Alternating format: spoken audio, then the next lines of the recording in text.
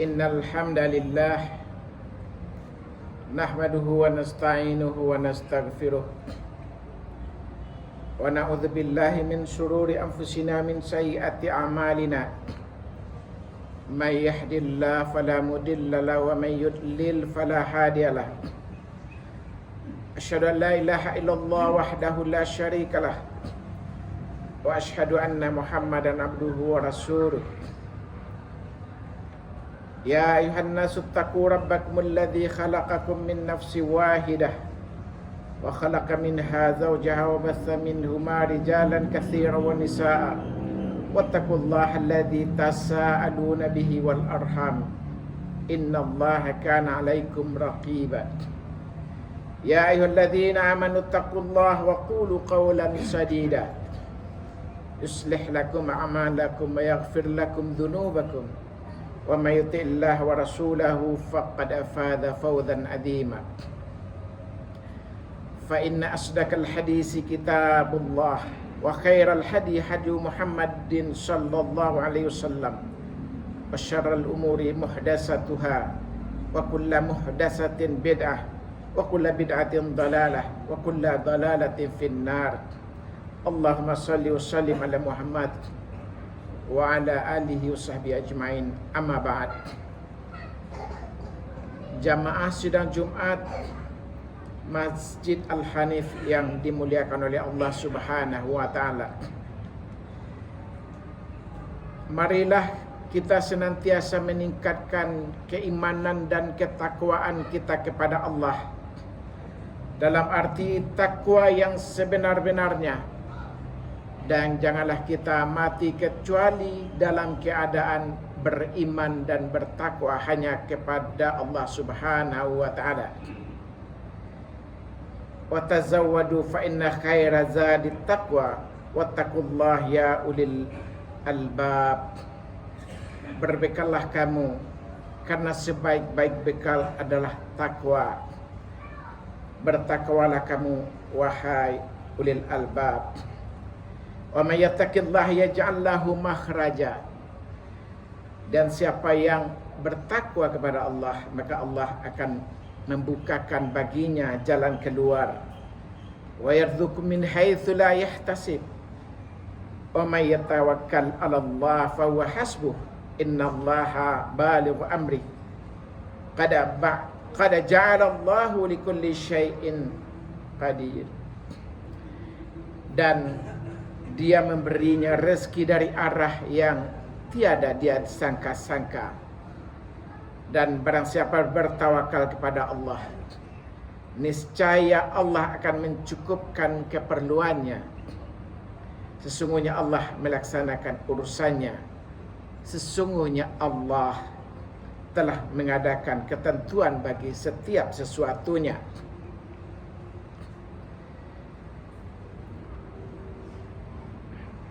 Dalam ayat lain Allah juga mengingatkan kepada kita, la in syakartum la azidannakum wa la in kafartum inna adzabi lasyadid.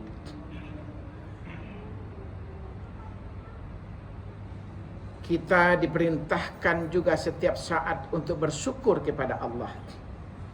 Pada Jumat ini pun khatib mengajak kita, karena begitu banyak nikmat yang Allah berikan kepada kita, maka sepantasnya setiap saat, setiap menit, setiap detik kita senantiasa mensyukuri nikmat Allah yang tiada kita bisa menghitungnya, yang tiada terhingga banyak nikmat Allah itu. Wa in ta'uddu ni'matallahi la tuhsuha. Dan jika kamu menghitung-hitung nikmat Allah, maka kamu tidak akan sanggup menghitungnya. Karena banyaknya nikmat yang Allah berikan kepada kita. Sejak kita dari dilahirkan dulu sampai di akhir hayat hari ini. Sejak dari pagi sampai kita tidur kembali di sore hari.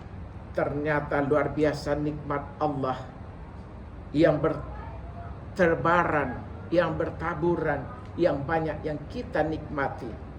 Dan oleh sebab itulah makanya sepantasnya kita selalu bersyukur kepada Allah Subhanahu wa taala. Jamaah yang dimuliakan oleh Allah, pada kesempatan kali ini khatib ingin menyampaikan bagaimana Al-Quran mengajarkan kepada kita tentang tuntunan Al-Quran dalam memilih pemimpin, dalam menghadapi pemilu. Apakah ada ayat-ayat Al-Quran yang memberikan tuntunan kepada kaum muslimin sehingga kaum muslimin bisa menjalani sesuai dengan tuntunan Al-Quran dan Sunnah? Ternyata luar biasa, Al-Quran dan Sunnah memberikan guidance, memberikan tuntunan yang luar biasa kepada umat Islam. Tidak hanya dalam hal terkait dengan pemimpin, tidak hanya terkait dengan pemilu, tetapi seluruh aspek kehidupan kita.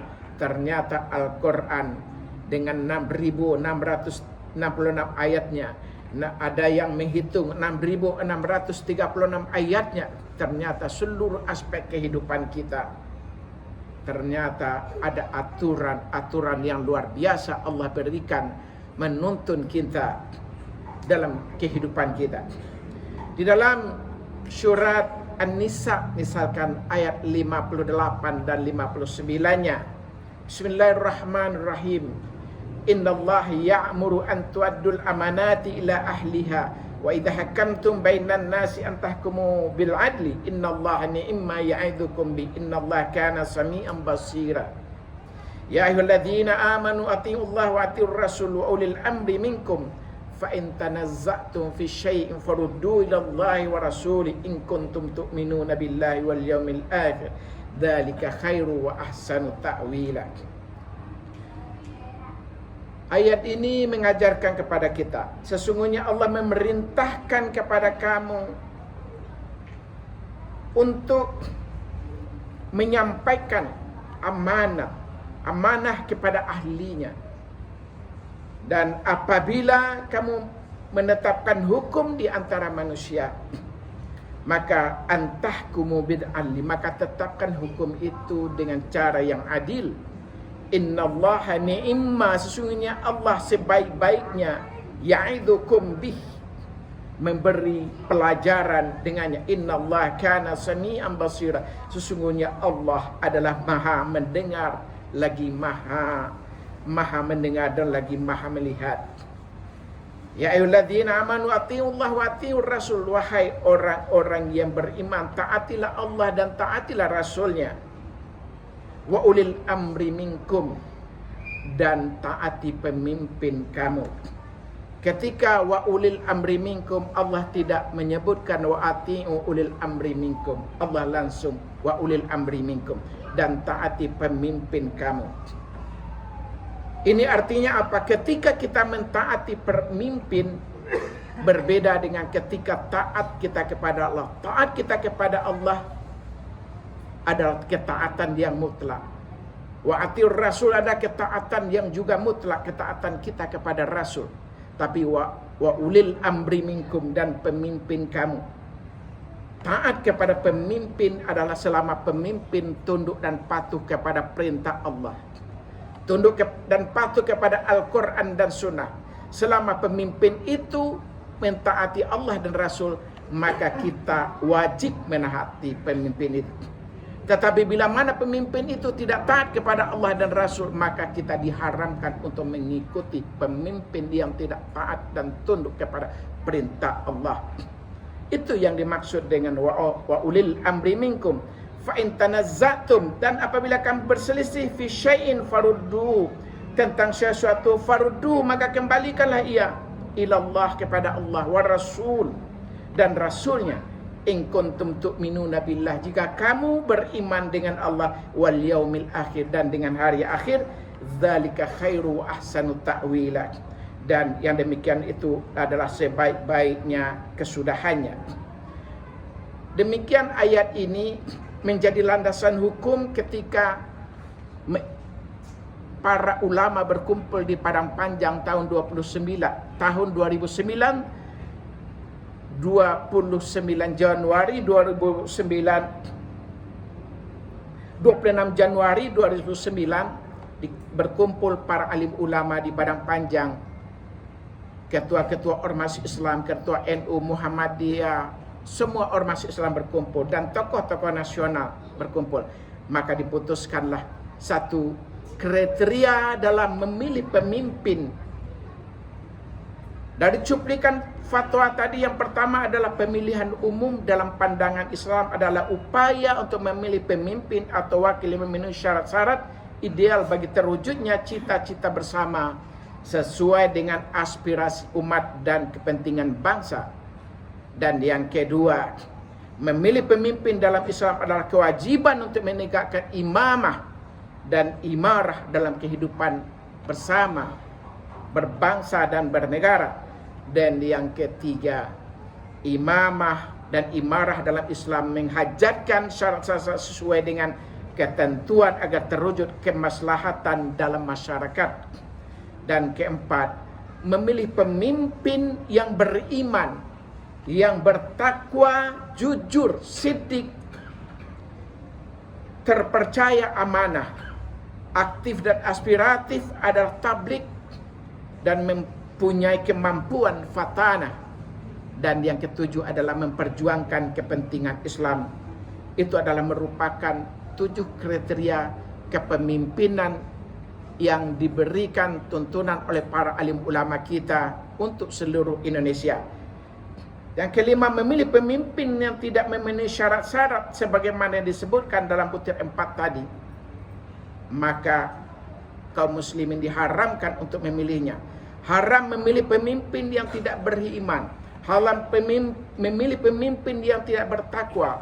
Haram juga memilih pemimpin yang tidak jujur, yang tidak siddiq.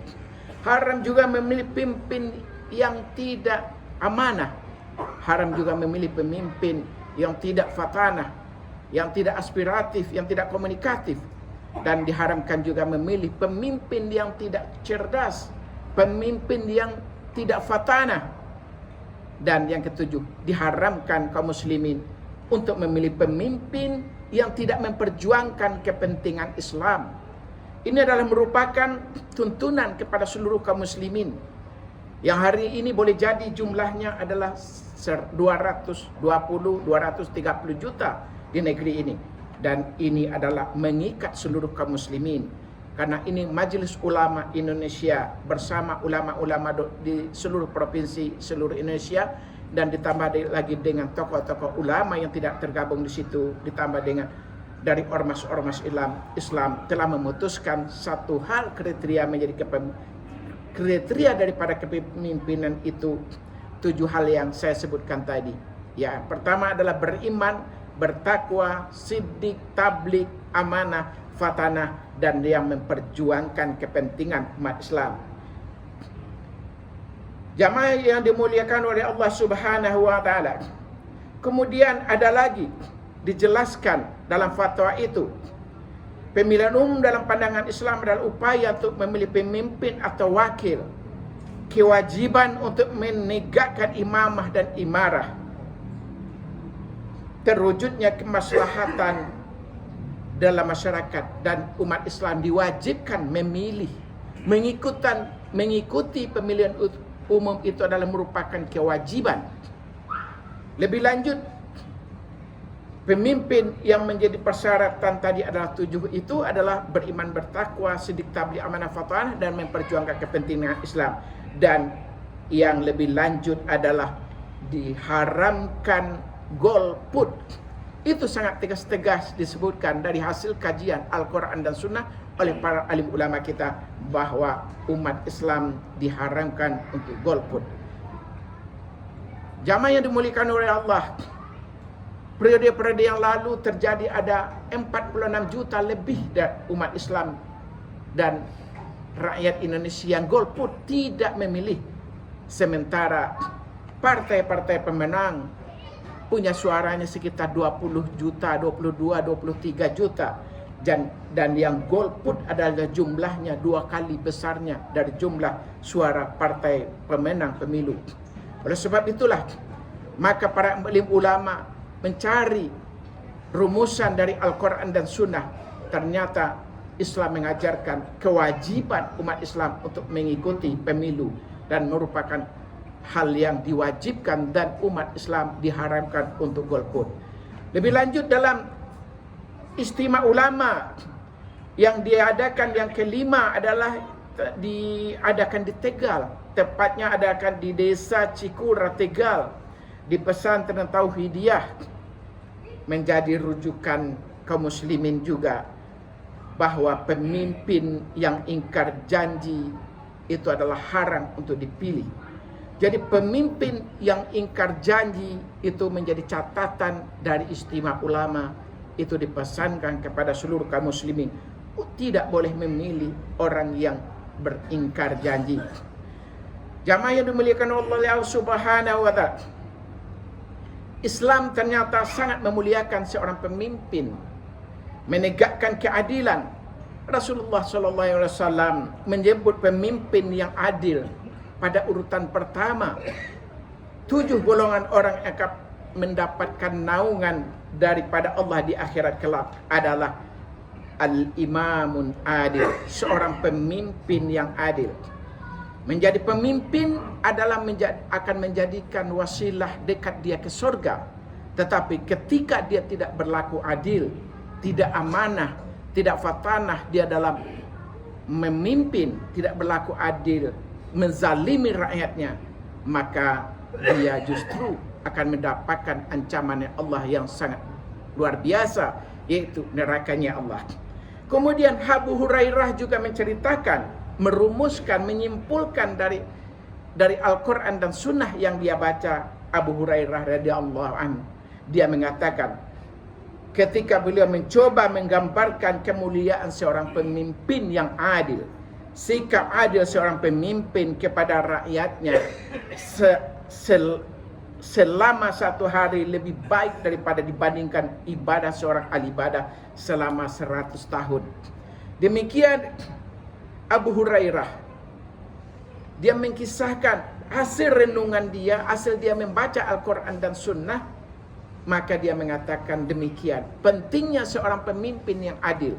Karena ketika ada seorang pemimpin yang adil di tengah rakyat, pemimpin itu lebih mulia daripada orang yang beribadah salat selama 100 tahun. Begitu luar biasanya tuntutan daripada Islam, pentingnya pemimpin berlaku adil. Hadirin jamaah Jumat sidang Jumat yang dimuliakan oleh Allah Subhanahu wa taala. Banyak ayat-ayat lain sebetulnya yang memberikan arahan kepada kita bagaimana seorang pemimpin itu dia harus berlaku adil. Seperti yang innallaha ya'muru bil adli wal ihsan wa ita'i dzil qurba wa yanha 'anil fahsya'i wal munkar wal baghi ya'idukum la'allakum tadhakkarun. Seperti ayat ini hampir setiap kali Jumat khatib-khatib kita membacanya, menyampaikan di tengah-tengah khutbahnya, yang artinya sungguhnya Allah menyuruh kamu berlaku adil dan berbuat kebajikan, memberikan kepada kaum kerabat, memberi kepada kaum kerabat, dan Allah melarang dari perbuatan keji dan kemungkaran dan permusuhan. Dia memberi pengajaran kepadamu agar kamu dapat mengambil pelajaran. An-Nahl ayat 90. Demikian pentingnya agar kita mendapatkan pemimpin yang adil. Karena untuk menjadi seorang pemimpin, dia mempunyai persyaratan-persyaratan yang banyak. Berbeda dengan ketika orang menjadi jamaah, menjadi pengikut. Orang siapa saja bisa menjadi pengikut, bisa menjadi jamaah. Apakah dia orang kaya, orang pintas, orang cerdas, orang berani, orang jagoan, boleh jadi jamaah. Begitu juga orang yang bodoh, orang yang tidak cerdas, orang yang miskin, boleh jadi jamaah. Tetapi begitu menjadi pemimpin, orang jadi pemimpin harus orang yang terbaik di antara kamu. Karena Rasulullah telah mencontohkan seluruh hayat Rasul itu dia menjadi pemimpin untuk umat Islam di Mekah 13 tahun. Kemudian 10 tahun di Madinah Rasul memimpin. Bahkan imam salat saja Rasul tidak pernah memberikan kepada para sahabat. Sampai akhir hayat Rasul menjadi imam salat. Imam salat dan pemimpin jadi presiden dia di Madinah. Begitu pula jamaah yang dimuliakan Allah. Begitu Rasul wafat, jasad Rasul tidak langsung dimakamkan. Padahal Islam memerintahkan segera lakukan, makamkan bila ada yang meninggal di antara kamu. Tetapi para sahabat sepakat tidak memakamkan Rasul buru-buru, karena sahabat penting untuk mencari pemimpin pengganti Rasulullah. Akhirnya Rasul Senin wafat, Selasa masih berdiskusi mencari pemimpin pengganti, Rabu masih berdiskusi, barulah akhirnya Rasul diwafatkan setelah dapat pemimpin pengganti, yaitu didapatkanlah hasil diskusi antara pemimpin Muhajirin dan Ansar beberapa orang. Akhirnya diputuskan Abu Bakar Siddiq untuk menjadi pemimpin khalifah pengganti, dan kemudian Abu Bakar Siddiq dibawa ke tengah-tengah kaum muslimin Muhajirin dan Ansar dengan jumlah yang besar. Lalu dia dibaiat di sana, bahwa kemudian Abu Bakar Siddiq mengatakan, saya bukan orang yang terbaik di antara kalian. Dia merendah. Kemudian, bila saya benar maka ikuti saya, tapi bila saya salah maka ingatkan saya. Demikian Abu Bakar Siddiq, orang yang terbaik setelah Rasulullah di tengah-tengah umat. Ketika Rasul wafat, orang yang terbaik ketika itu adalah Abu Bakar Siddiq. Dan dia menjadi pemimpin, menjadi raja, menjadi presiden di tengah umat. Jadi pemimpin harus orang yang terbaik di antara mereka. Karena pemimpin akan memimpin, akan menjaga daripada seluruh umat itu. Akan menjaga agama, dan akan menjaga umat, dan akan menjaga amanah yang sangat besar itu. Oleh sebab itu tidak mudah untuk menjadi pemimpin. Tidak semua orang bisa pemimpin. Demikianlah khutbah singkat ini yang perlu saya sampaikan. Barakallahu li wa lakum fil Qur'anil azim wa nafa'ani wa iyyakum bima fihi minal ayati wa dzikril hakim. Aqulu qawli hadza wa astaghfiruhu innahu huwas samiul alim.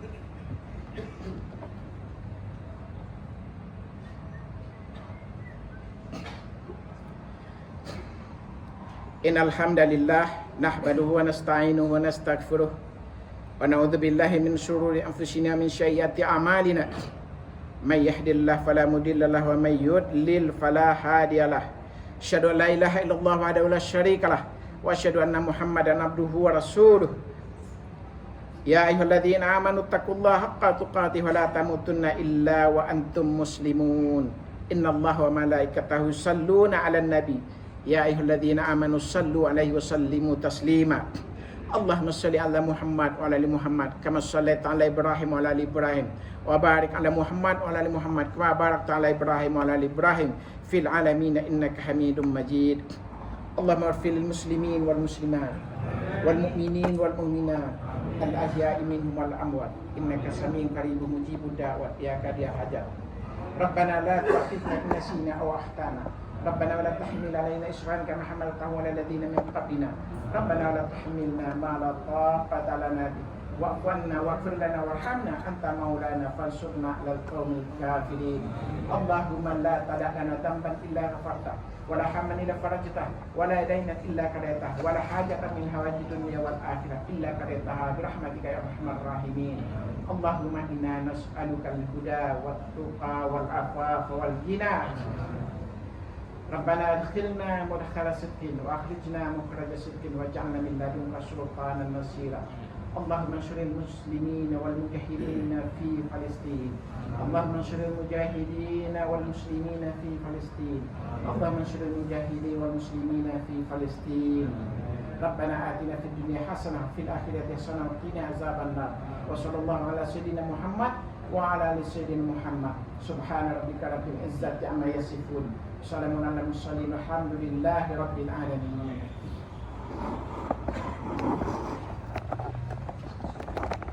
Allah